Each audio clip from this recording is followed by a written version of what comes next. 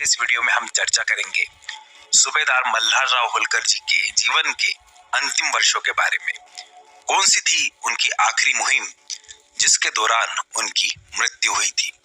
तो दोस्तों, जैसा कि हमने अपने अभी के पिछले वीडियो में यह देखा था कि किस तरह से पानीपत के युद्ध में मराठा साम्राज्य की हार होती है, यानी कि भारतीय सेनाओं की हार होती है और अफगानिस्तान से आए अब्दाली की जीत होती है, जिसका साथ भारत के कुछ मुस्लिम राजाओं ने दिया था।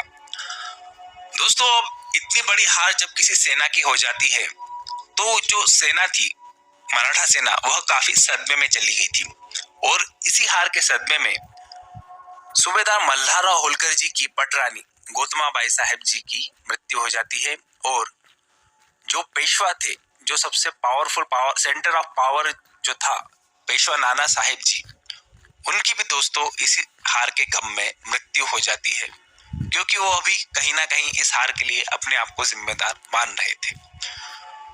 तो दोस्तों, अब भारत में सभी लोगों को ऐसा लग रहा था कि मराठे अब महाशक्ति नहीं रहे।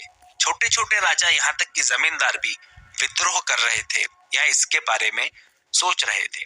तो मराठा साम्राज्य को दोस्तों यदि अब फिर से खड़ा होना था, भारत में अपना लोहा मनवाना था, तो मल्हार सरकार को इसमें एक महत्वपूर्ण भूमिका निभाना बहुत ज्यादा जरूरी था।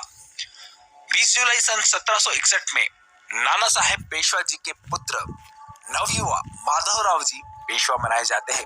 क्योंकि उनकी उम्र अभी बहुत कम होती है, तो उनके जो काका थे, जो कि बहुत अनुभवी थे और महत्वाकांक्षी भी थे, राघोबा दादा, वह उनका मार्गदर्शन करते हैं।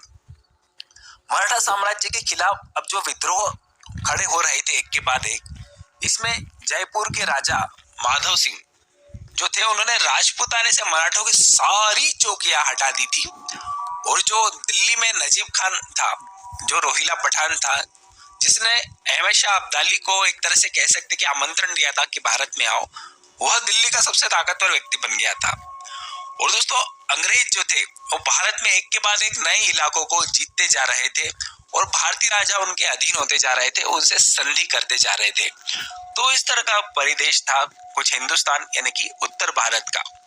अब दोस्तों, अब उत्तर भारत की एक और स्थिति जो हमें देखने लायक है, वह ये कि जो उत्तर भारत में यदि हम जैसे जानते हैं कि दो कुल सबसे शक्तिशाली थे, एक थे हमारे शिंदे और एक थे होलकर।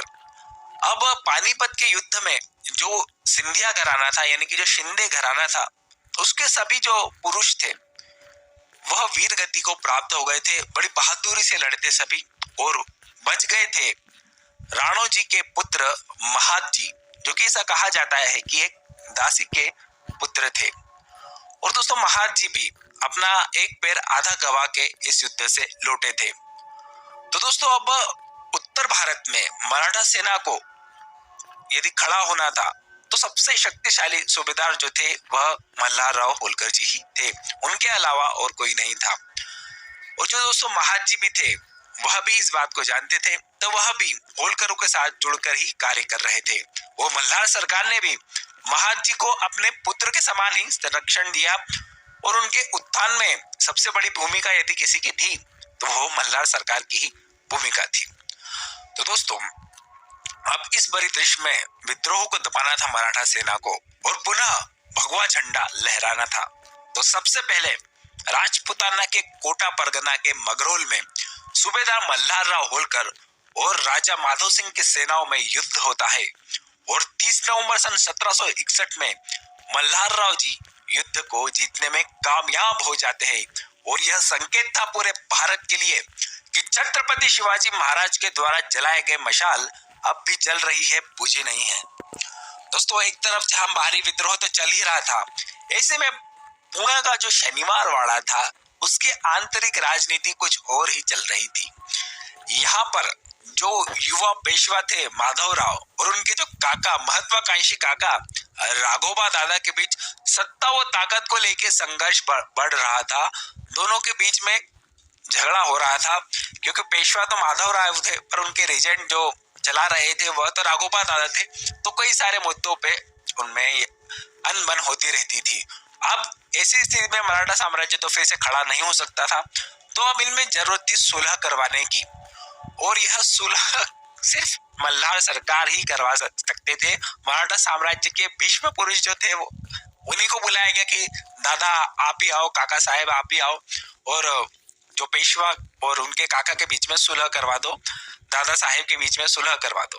तो इस तरह से सन 1662 में जो माधवराव जी और उनके काका राघोबा दादा के बीच मल्हार राव जी सुलह भी करवा देते हैं, परंतु फिर भी उसके बाद दोनों के बीच में दूरियां बढ़ी जाती है, ऐसा कुछ होता है। दोस्तों वहीं अब अगर हम दक्षिण भारत की बात करें, उत्तर भारत में विद्रोह हो रहे थे तो दक्षिण भारत कहाँ पीछे रहने वाला था। यहाँ पे जो हैदराबाद के निजाम थे आसिफ जहां वह अलग नहीं मान रहे थे, वह भी युद्ध के लिए उतारू हो गए थे। तो दोस्तों अब पेशवा यहाँ पर भी सूबेदार मल्हार राव होलकर और सभी सरदारों को बुलाते हैं और निजाम के ऊपर टूट पड़ते हैं पूरी ताकत से और निजाम को पूरी तरह से हरा देते हैं। दोस्तों हालांकि यह जो युद्ध था बड़ा कॉम्प्लिकेटेड था। शुरू में जो राघोबा दादा थे वह निजाम की तरफ थे और कुछ और सरदार भी थे, परंतु बाद में सब एक हो जाते हैं, मराठा सरदार और सैनिक, और निजाम को हरा देते हैं। इस तरह से यह कुछ युद्ध हुआ था।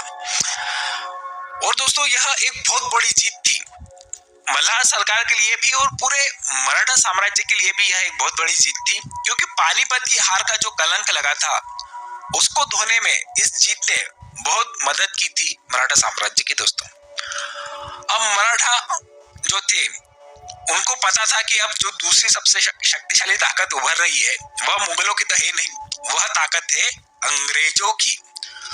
दोनों ये मान के ही चल रहे थे कि भैया अब अंग्रेजों से अपना युद्ध होना ही है।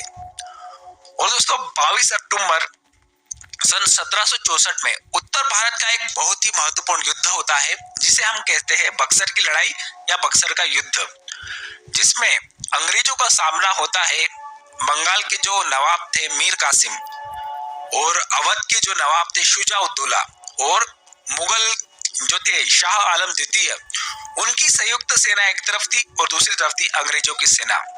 अब दोस्तों यह युद्ध होता है, इसमें अंग्रेजों की जीत हो जाती है। वही कारण था उनकी नई टेक्नोलॉजी और युद्ध की नई रणनीति और वो आपसी जो भारत में गद्दारियों का जो सिलसिला था वह तो चल ही रहा था। तो इस कारण अंग्रेज यहाँ पर भी जीत जाते हैं और यह जीत उत्तर भारत में अंग्रेजों के भविष्य के लिए एक बहुत ही निर्णायक जीत साबित होती है। इसके बाद मल्हार सरकार जो थे इस घटना की इस पे नजर रखे हुए थे। उन्होंने ये सोच लिया था कि अब भैया इस युद्ध जो अंग्रेजों और मराठों के बीच में होने वाला है इसे टाला नहीं जा सकता, यह युद्ध तो होकर ही रहेगा।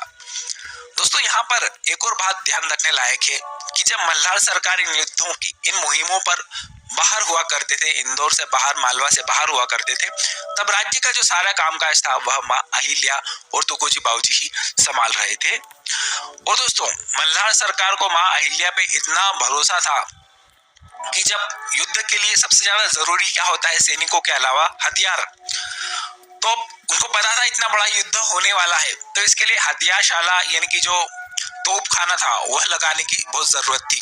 तो उन्होंने जो तोपखाना ग्वालियर के पास लगवाया था उसकी जिम्मेदारी उन्होंने माँ अहिल्या को ही दी थी।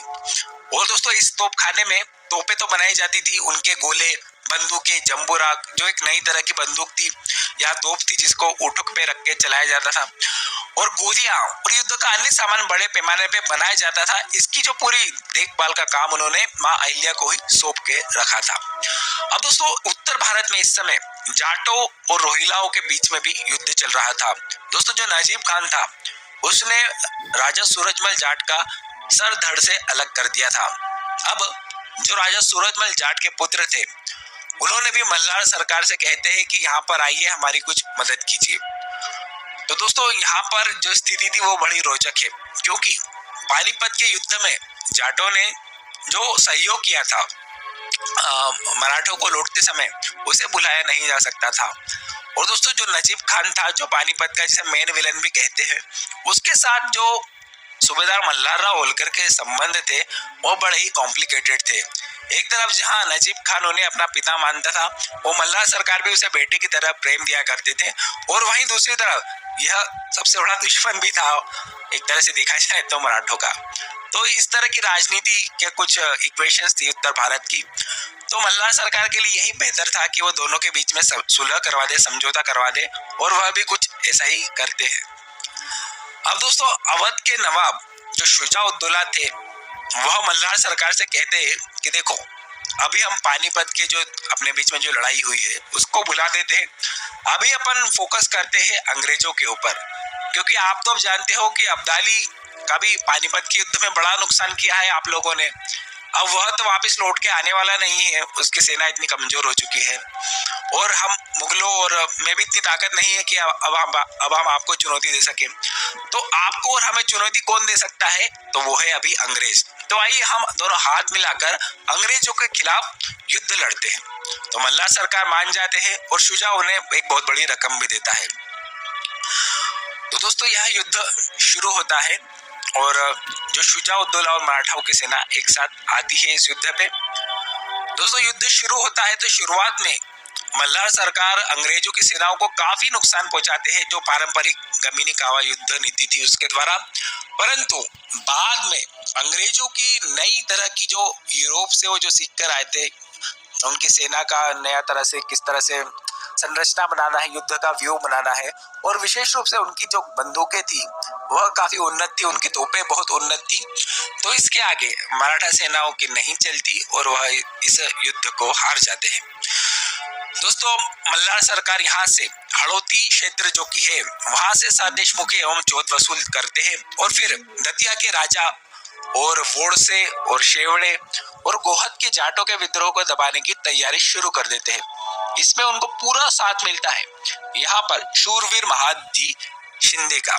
दोस्तों, महादजी जो थे वह बहुत ही कमाल के एक सेना के कमांडर थे। यदि वह नहीं होते तो उत्तर भारत में मराठों को फिर से कंसोलिडेट कर पाना, फिर से अपनी शक्ति को पा पाना लगभग असंभव ही होता। तो दोस्तों, महादजी शिंदे का भी साथ था तो सफलता तो मराठों को मिलनी ही थी। यही नहीं, राघोबा दादा भी इस समय उत्तर भारत में ही थे, तो मराठा वापस से अपने पैर जमा पाते हैं।